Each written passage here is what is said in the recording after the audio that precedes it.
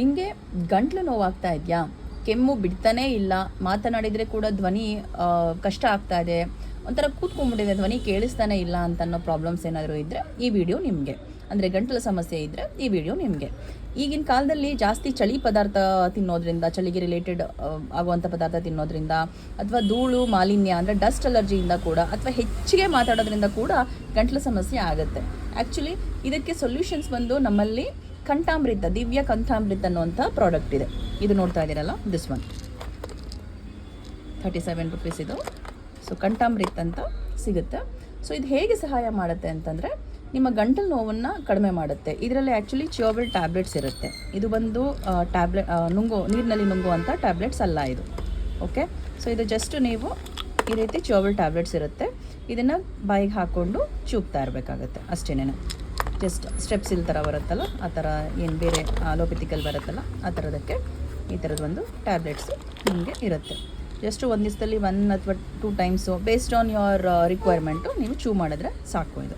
So ಇದ್ರದ್ದು medicine properties, benefits ಹೇಗೆ help ಮಾಡುತ್ತೆ ಅಂದರೆ, ವಿತೌಟ್ ಎನಿ ಸೈಡ್ ಎಫೆಕ್ಟ್ಸು ಗಂಟಲು ನೋವನ್ನು ಕಡಿಮೆ ಮಾಡುತ್ತೆ. ಆಮೇಲೆ ಧ್ವನಿನ ಸುಧಾರಿಸಲಿಕ್ಕೆ, ಕೇಳಿಸ್ತಾನೆ ಇಲ್ಲ, ತುಂಬ ಮಾತಾಡಲಿಕ್ಕೂ ಕಷ್ಟ ಆಗ್ತಾ ಇದೆ ಅಂತಂದರೆ ಅದು ಸುಧಾರಣೆ ಆಗುತ್ತೆ. ಮತ್ತು ಕೆಮ್ಮಿದ್ರೆ ಕೂಡ 100% ತುಂಬ ಚೆನ್ನಾಗಿ ರಿಸಲ್ಟ್ ಕೊಡುತ್ತೆ. ಗಂಟಲಿನಲ್ಲಿ ಯೂಶ್ವಲಿ ಸೋಂಕಾಗಿರುತ್ತಲ್ಲ, ಇನ್ಫೆಕ್ಷನ್ ಏನಿದೆ ಅದನ್ನು ಕಡಿಮೆ ಮಾಡಲಿಕ್ಕೆ ತುಂಬ ಚೆನ್ನಾಗಿ ಹೆಲ್ಪ್ ಮಾಡುತ್ತೆ ಇದು.